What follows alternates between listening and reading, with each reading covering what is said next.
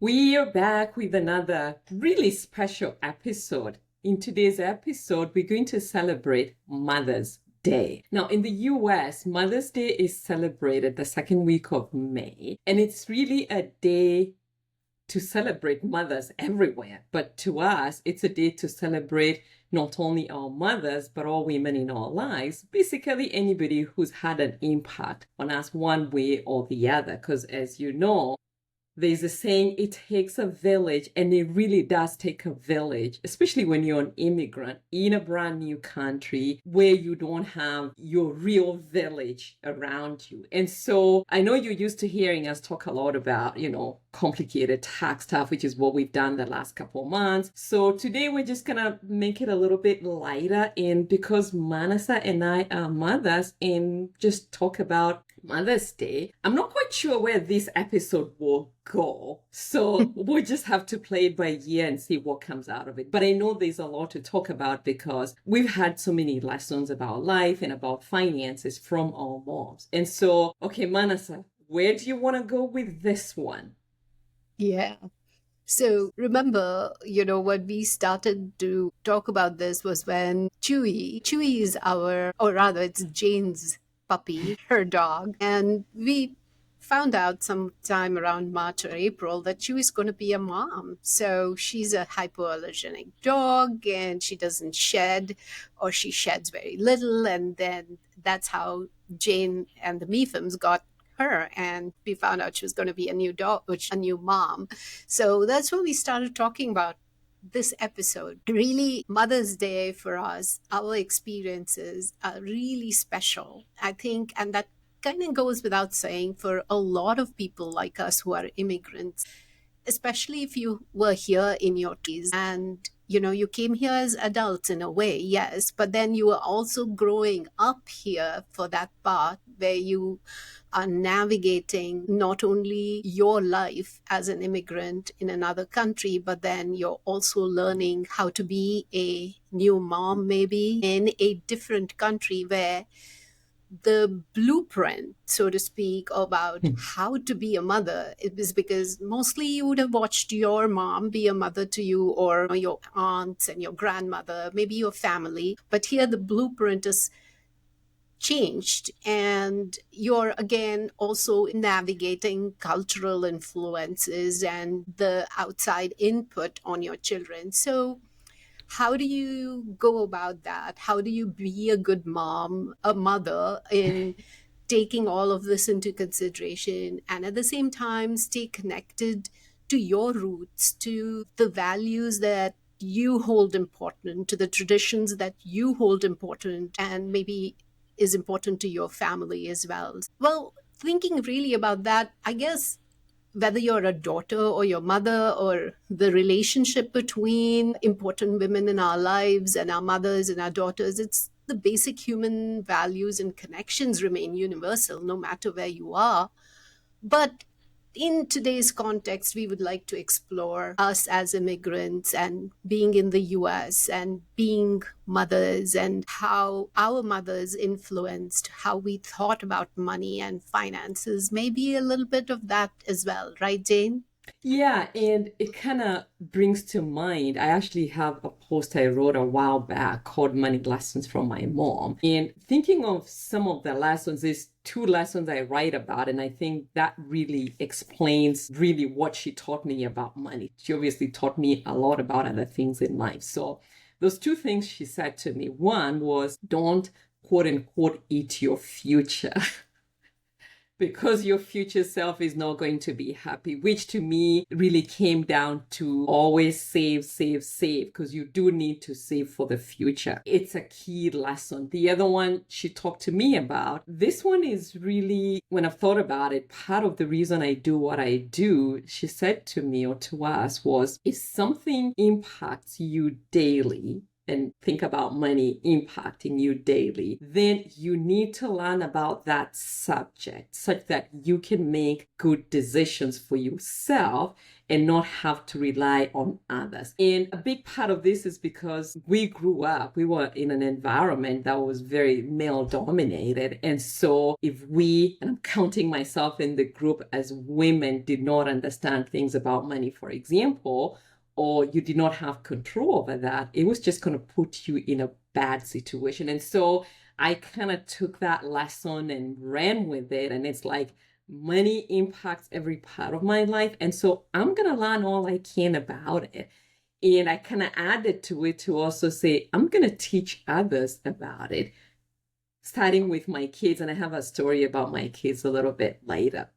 And to me, when I think of Mother's Day and celebrating all these women, that's what comes to mind, some of the lessons that I learned from my mom. Can you think of any lessons for you, Manasa? Oh, definitely. For me, growing up, for me and my brother, growing up, my father traveled a lot. So we moved around India quite a bit as children. And whenever I think about that, about how often we were uprooted from one city into another, and even though at that time we were still in the same country, but being that it was India, it could be culturally really different from one Sure. place to another. So for me, my mom brought a sense of stability, like to no matter where we were, there was something there that was just so grounded and was like, the beacon sort of what would not change for us. So that was something for me that I appreciate in a way that I want to bring that to my kids as well. And really, my mom has she's the most disciplined person I know.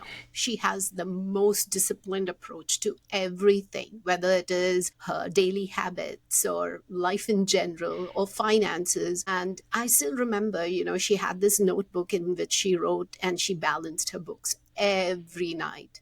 And she was very careful about saving for a rainy day. And culturally, for us, it was, putting something away for your daughter's wedding and to make sure that there was something there that could be relied upon was very important to her. So from all that I saw, for me, my mom, and I tell her this, that, when I think about how she raised us, it even though I was in India, there are so many things that I can learn from that and bring it to our life here in the US. The way that I'm now raising my children, or well, my children are in their 20s, so they're all grown up, but raise them, and maybe I'm still growing up with them, I guess. So I actually have a quick question. Your Yeah. mom would be saving for the girl's wedding. Are you saving for your daughter's wedding? So we have You to know talk what? about that. Yeah. Yeah. Absolutely. And yeah. So that's really is interesting, because when you think about the way we do things now, let's talk about, the US. It's not okay, who saves for the girl's wedding? Well, let me say, where I come from, the groom's family pays for everything. In the US, and I think it may be a little similar to what you're doing, it would be the girl's parents. And so we have lots of these kind of conversations. And honestly, I found it challenging to raise kids here. It's a real struggle. And maybe the word I'll use is not a struggle. It's more about navigating two very different environments, wanting to bring up the kids with the same values that I grew up with, but also really wanting to modify some of it so they can succeed. Right? Somebody the other day, I think you and I had a conversation about this. We were talking about our identity as mothers, as immigrants, and what we figured or what came out of the conversation, it's an ongoing conversation, is that we, like Manasa and I, who grew up in a completely different environment in another country, we identify ourselves as immigrants. But for our kids who were born in the US, this may not be the case. They identify themselves first as being US born. Nothing wrong with that.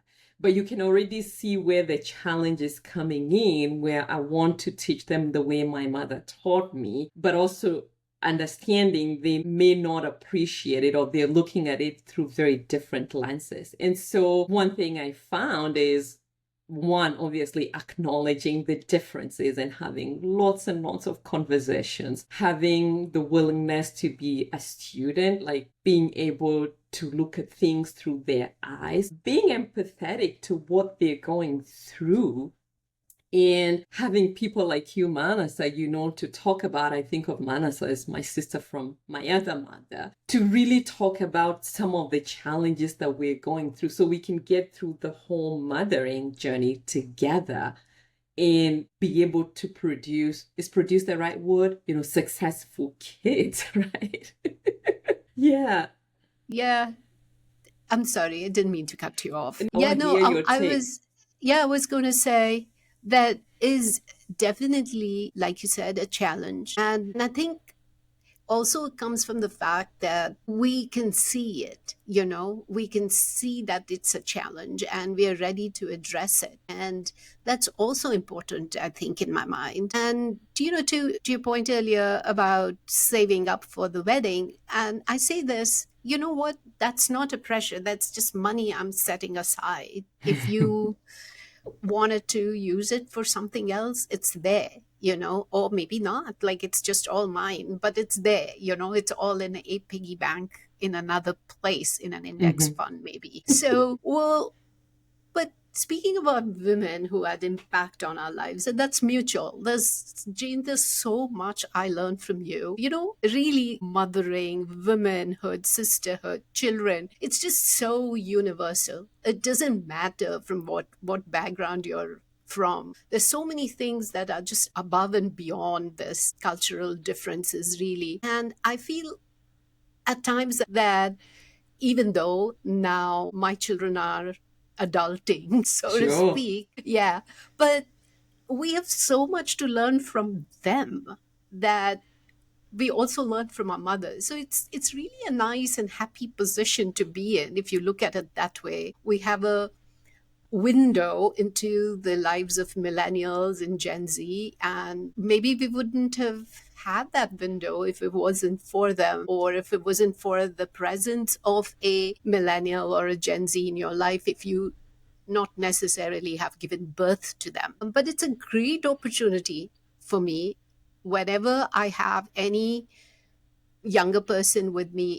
I always talk about starting early with savings, dollar cost averaging into index funds, putting money away into a Roth IRA or a 401k, just basically making smart money moves. And because I feel and I think about when I came to the US, I was in my 20s. And of course, I didn't have access to the kind of money that the younger people in my life now have, or my children now have. And those were completely different sets of challenges. But I can combine that with the fact that I know more about what you can do with your finances now, and, talk about that really. And so, because we do that so much on this podcast, right? And right, so we say, right. Yeah. I'm actually like nodding my head vigorously, agreeing with everything you're saying. Yes. Part of being, that's true. Yes. Speaking of, thinking of what you had to learn and what our kids have, it's such a huge difference. You were in a different country, you've had to learn in a new country. And for me, this was crystallized, I think it was in December. My daughter offered, my youngest offered to do so a cute blog post. It was people go read. We'll put a link to the show notes. And she talked a lot about what she learned about money from me. And what was so interesting, I literally took lessons I picked up from my parents, modified them for the US. Again, we don't have a blueprint, do you know how to go about it? But figured if I can model the behavior, if I can use every opportunity as a learning opportunity, hopefully she'll learn something. So what was so interesting about the post, and I'm looking at it here, she literally went back to like 6 or 7 years old. And she talked about, my early money memories where we talked about save, spend, and give. The one lesson that I thought was so interesting that she talked about is she said money is not given but earned, and went on to talk about the positive relationship she's had with money and advanced lessons. Like it was a whole story about all the lessons. And she also wasn't afraid to say, I still struggle with some of the money issues, or there's still so much more to learn. And for me, it was almost like it was a very proud moment, but it also told me there's still more to be done. I shouldn't be afraid to teach them the best way that I know how, even though maybe that's not how my parents may have taught me. You know what I'm saying? Yeah, totally. Because we're always adapting. You have a blueprint, so to speak, but it cannot be implemented just as it is because the whole set of circumstances are different. And to be very honest with you, when I go back to India now, it's no longer the India where I grew up, you know?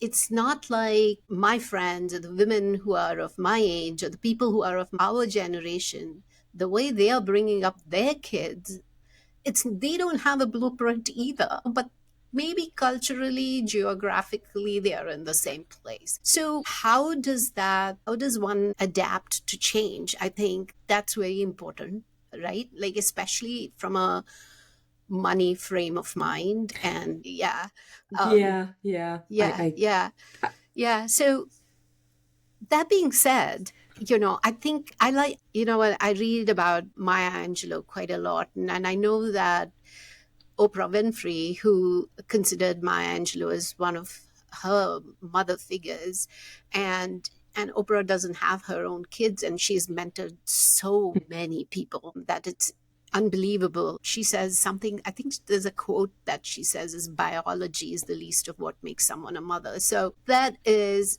something that I think about, that if you're lucky enough, and I think you and I are, we are Mhm. lucky to have a group of people who are friends who are now our extended family, or you're just lucky still that your entire family is here in the US and you're all connected. But you know when even as outside adult figures in a young person's life, if you're a mother or an aunt or one of those people, I think it's very important to talk about money openly. My brother, he takes his role as uncle very seriously in my children's lives. He's especially around career advice and money advice and all that. So yeah, that I think, like, open conversations, like you said, about money is important. It's really key. And especially when you also think about their cultures that don't talk about money or talk Yeah, about it differently. And yeah, so, as mothers and yeah, as women around our kids, to help our kids succeed, we yeah, really have to realize how important this is. yeah, And so, as we talk to them about life, we also have to somehow overcome, some of those mental and cultural barriers that yeah, stop us from talking to our kids about money, for example. And no, we don't have to have the perfect formula or the perfect blueprint. And to hmm me, this is really a way of celebrating motherhood and hmm ensuring our kids succeed in life. You know what I'm saying? yeah, totally. I 100% agree with you on that, Jane. When we're talking about unconscious money scripts, I guess, that we have maybe inherited somehow. And it could be good, it could not be so great. I'm not going to say that they are bad because, each person is unique in how they look at things. But it's also important to, I guess, as mothers, to think about the influence that you have in your children's lives, or in people's lives around you, where you keep the channels of communication open. Maybe even talk about your challenges, because then maybe you could address it together, and maybe unravel those money scripts which are not working for you. And yeah, right? Yeah, I agree. And like I said, I said we'll see where this conversation goes. We I started know. with celebrating motherhood because it's Yeah. Mother's Day, and it's a great topic. And Yeah. it's interesting that we've come down to, talking about the lessons we learned from our moms and how we can take some of those lessons. And of Yeah. course, everybody has their own different lessons. And also now gone into manuscripts, which is really how we grew up, which goes Yeah. back to, I guess, how our mothers brought us up. So I think this is an interesting topic. And my thing is, everybody can do this, right? You don't have to be an expert, I suppose. So go out and celebrate motherhood by mentoring a young person is the conclusion I'm coming down to. They could be your kids or not kid, but it doesn't matter. Just go out and mentor somebody. In that way, you're a good womanhood or motherhood figure for them. Anything else? Oh, wow. I just love that idea. I just love that idea, Jane, to find somebody that you can mentor and maybe help out with their questions around money. And that's amazing. I love it. I think there's nothing that I can say right now that could top that. But definitely celebrating motherhood for all of those mothers, biological or not, or mother figures or adult figures in other young children's or young people's lives.